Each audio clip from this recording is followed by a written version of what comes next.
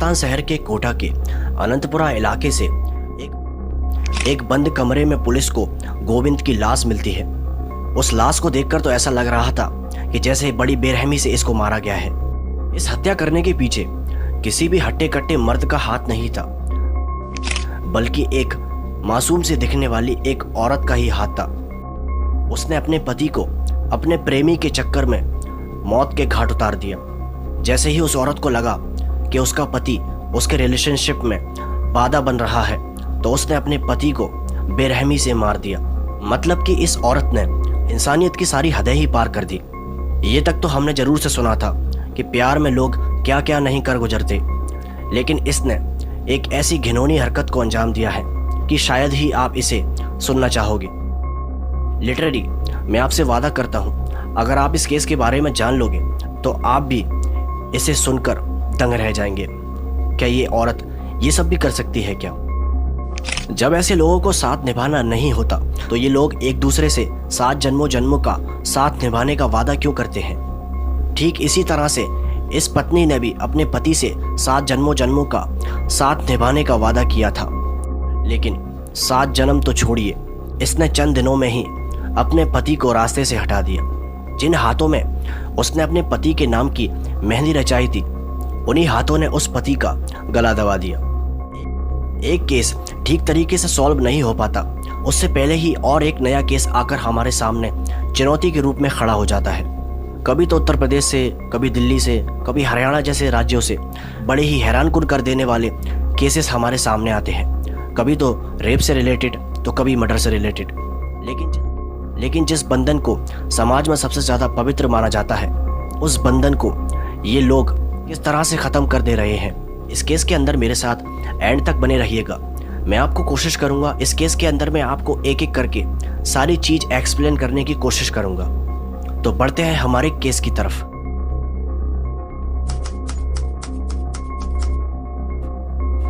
राजस्थान शहर के कोटा के एक छोटे से इलाके में गोविंद नाम का एक व्यक्ति रहा करता था। गोविंद अपनी पत्नी लक्ष्मी के साथ एक किराए के मकान में रहा करता था, जहां वो छोटी मोटी नौकरियां करके अपना गुजारा कर लिया करता था।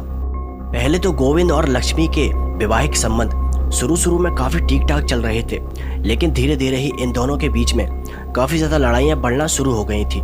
आए दिन लड़ाइयाँ इन दोनों में देखी जाती थी, जिसकी वजह से अक्सर मकान मालिक भी इन दोनों को घर खाली करने के लिए भी बोल चुका था।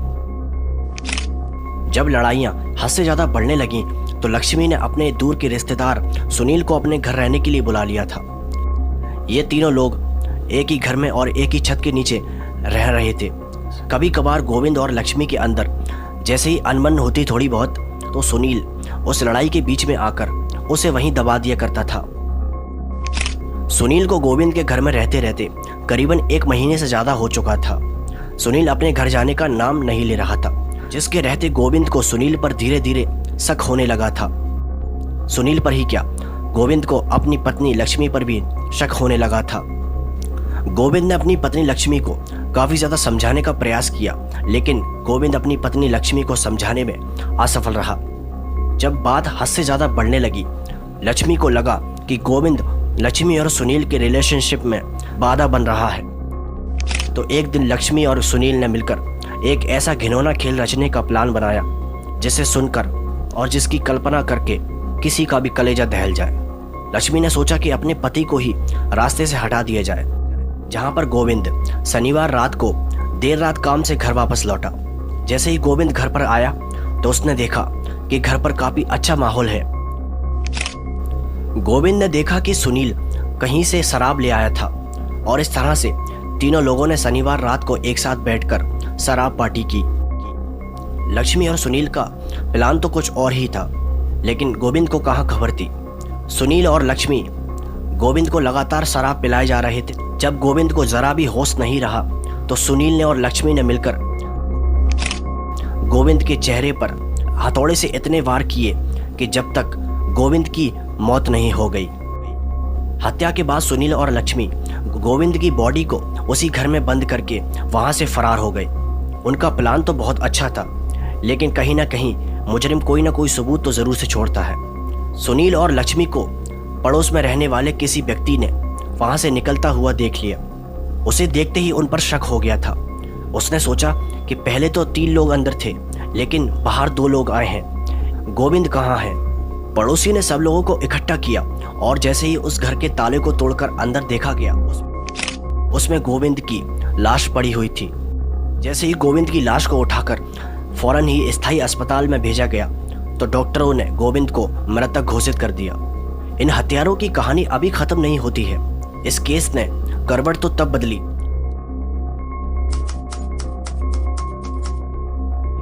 जब गोविंद के भांजे अरविंद का बयान सामने निकल कर आया।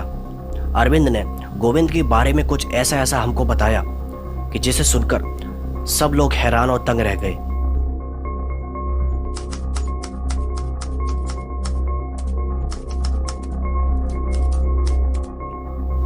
गोविंद के भांजे अरविंद ने बताया कि उसके मामा गोविंद की ये दूसरी शादी थी। इससे पहले भी 2005 में एक पूजा नाम की लड़की से गोविंद की शादी हो चुकी थी, जिससे गोविंद को एक लड़का भी था। लेकिन गोविंद की ये शादी लगभग थोड़े दिन ही चली थी। उसके बाद गोविंद की पत्नी पूजा अपने प्रेमी के साथ उस बेटे को लेकर भी वहां से चली गई और उसने कहीं और शादी कर ली। अरविंद ने यहाँ तक बताया है कि सुनील मेरे मामा की पहली बीवी का ही भाई है, यानी कि गोविंद का साला। और जिस लक्ष्मी से गोविंद ने शादी की थी वो भी पूजा की दूर की रिश्तेदार थी। यानी सुनील और लक्ष्मी रिश्ते में तो दूर के भाई बहन थे, लेकिन इन दोनों के अंदर कुछ संबंध ही अलग थे। इनका सिर्फ रिश्ता ही भाई बहन का था, लेकिन ये एक कपल की तरह उस घर में रह रहे थे। अरविंद ने यहाँ तक बताया है कि उसके मामा गोविंद के जमीन के कुछ पैसे भी आने वाले थे। अरविंद का आरोप है कि उसकी पत्नी लक्ष्मी ने उन्हीं पैसों के लालच में आकर अपने पति गोविंद की हत्या की है। इससे तो यही साबित होता है कि लक्ष्मी अपने पति के साथ सिर्फ और सिर्फ लालच की वजह से रह रही थी और कुछ भी नहीं। पुलिस ने इस केस के बारे में सारे सबूत इकट्ठे किए और गोविंद की बॉडी को जैसे ही पोस्टमार्टम के लिए भेजा गया और पोस्टमार्टम में पता लगा कि गोविंद को हथौड़े से बेरहमी से वार करने की वजह से मारा गया है। और इस रिपोर्ट में पता चला कि गोविंद की मृत्यु ढेर सारे हथौड़े लगने से हुई है। सुनील और लक्ष्मी पहले तो काफी दिनों तक यहाँ वहाँ भागते रहे, लेकिन जैसे तैसे पुलिस ने उन दोनों को हिरासत में ले लिया।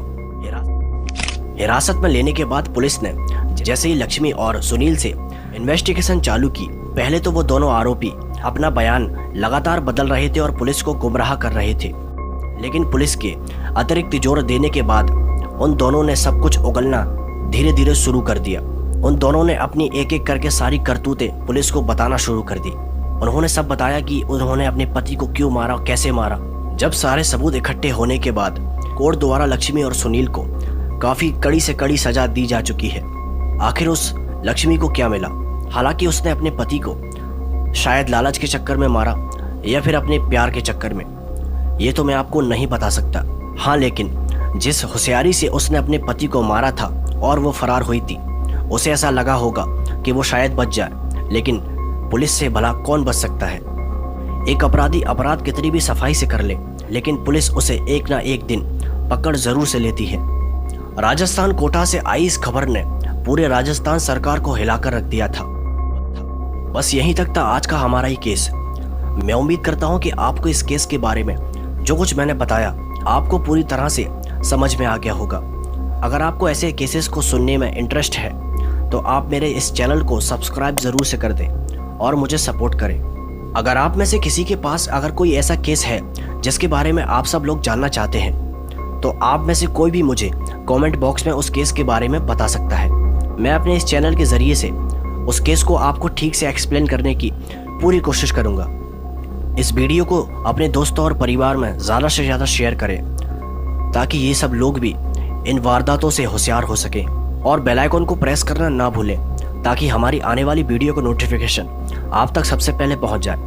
और आपको अगर ऐसी और वीडियोस देखना पसंद आती हैं तो आप मेरे चैनल पर जाकर मैंने ऐसे बहुत से केसेस को एक्सप्लेन करने का पूरा प्रयास किया है जिन्हें आप देख सकते हैं। तो फिर मिलेंगे एक ऐसे ही दर्दनाक ट्रू क्राइम स्टोरी के साथ। तब तक के लिए जय हिंद।